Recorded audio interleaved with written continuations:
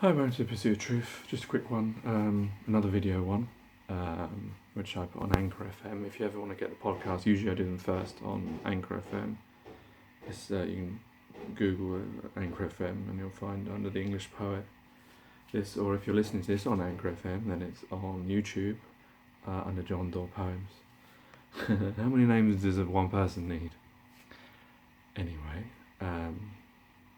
yeah, it's a bit on the back of last podcast, because I was thinking about it, about the aspect of, I didn't want people to think that I was defending pharmaceutical companies or attacking people who believe the harms that some of these drugs can do, because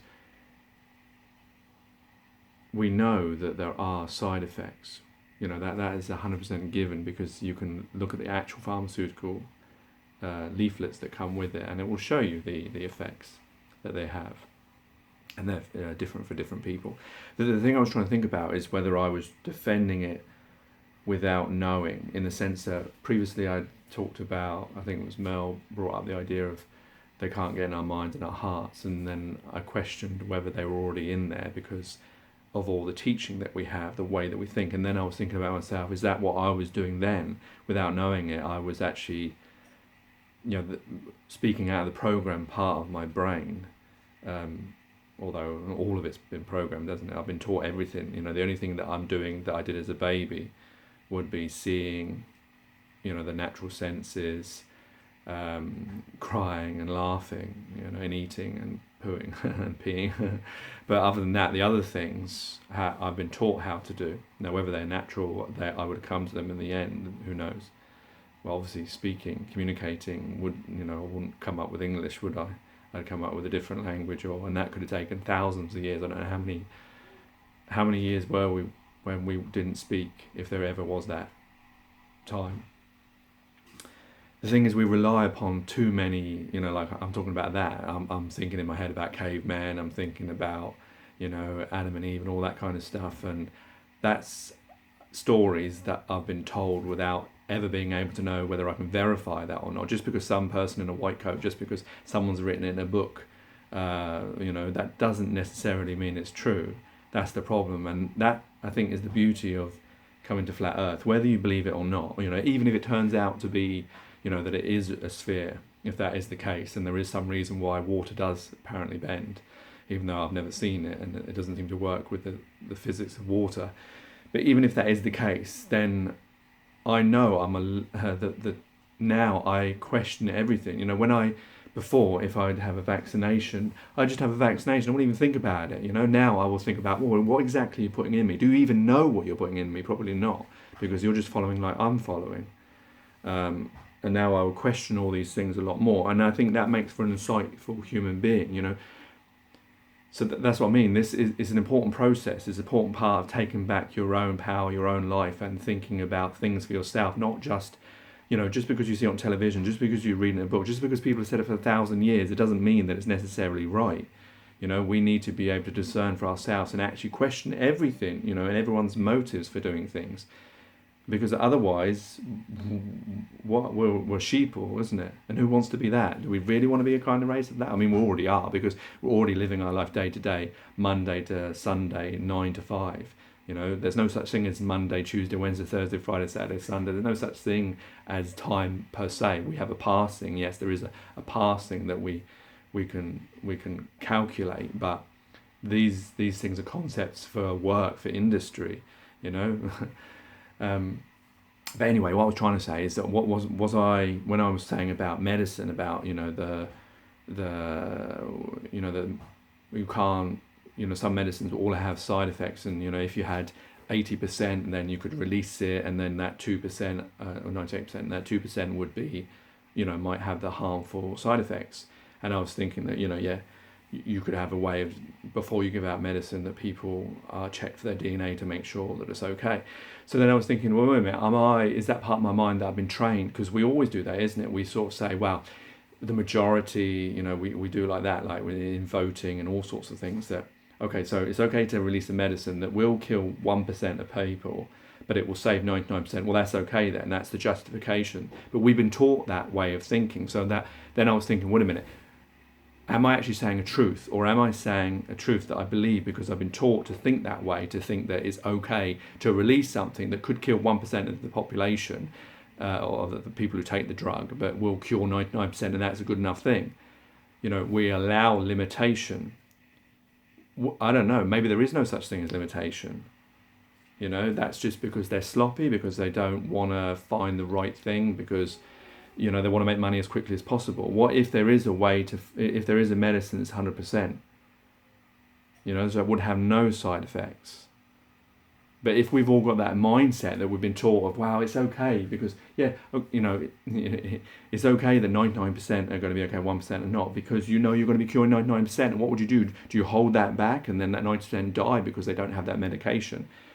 But this is the way our mind has been taught. So, whereas really they should be trying to make it better and better and better and finding a better cure, because maybe there is 100%, they can get if they take longer on it and they spend more money on it and do more research on it and test more people on it. Or at least, like I say, that they could come up with this way of testing you before you take the medication and know whether you are, which bracket you're within. Now that, to me, would be a solution that could be done right now, isn't it? But of course that costs money. And their justification for not doing that, if you question, why don't you do that? Well, they're going to say, well, we don't have the money or the resources to do that, and that would slow down and this, that, and the other. But that's the problem. We will often put things in the way for money, for resources, for a reason, whereas everything that we live on in this world is invented by us. We live in a constructed world. We don't seem to realize that. Not only is the world constructed, our mind is constructed, in the sense that I'm not the same person as I would be a baby. I'm not the same person if I was in a different time or a different country. Or in a different skin. But we often don't think about that, and we, allow limitations because we've been trained to allow limitations, but who knows whether they really exist or not. And that's what I wanted to just get off my chest, just to make sure that, wait a minute, am I, without knowing, spouting stuff just because that's the way my mind has been framed? And I guess there's no way of really getting out of that, because I've been taught as a child how to think, how to communicate, how to construct things. So it's difficult to get out of that and reconstruct your mind to sort of know which parts are you, which parts are truth, and which parts are the teaching. And the thing is, if we've been taught things that are inaccurate or limited ways of teaching things for a purpose, a sloppy thing, and that might not be intentional, but like we have races where people run around a race, and you have first, second, and third. Is that creating the idea of, that that you're first, you're not as good, you're last, creating, that, I don't know why that example came out, but you know what I'm trying to say, that there's lots of things that we do that seem harmless, that may be creating a certain part in our brain, our way of thinking, that limits us. Why do we need to have a first, second, and third? Why can't everyone be, well, I suppose everyone can't be the same, but you know what I'm trying to say, that we create competition, I think I've come to the end of that bit, but that's what I'm trying to say, is that I wasn't sure whether I'm allowing limitations because there are limitations, or because my mind accepts limitations because I've been taught that you can't make everyone happy all the time, or some of the time, that phrase, So there's lots of ways that you can teach people's minds that, there are limits. But are there limits? What if there aren't? You see, if there aren't limits, then you've got to question about everything that's around us and why we're living in a world where we're accepting these limitations. We're accepting medication to be put out that will harm people. We're accepting the fact that you can have different researchers come up with different answers depending on who their backers are and where the money's coming from. How can you have two independent studies and they come out with different results through different times or different people? You've got to question why all these things are. There's lots of things out there that I'm finding as I'm going through this pursuit, as it were, that are questionable, and that there's a lot of lying going on, a lot of stories and construction that's going on to enable us to be this way.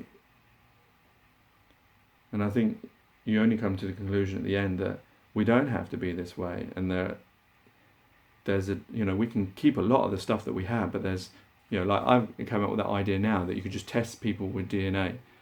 Is there not a way, there must be a way you could do that so that you could make sure that the medicine you're giving someone is the best medicine for them. But this, of course, will give a delay.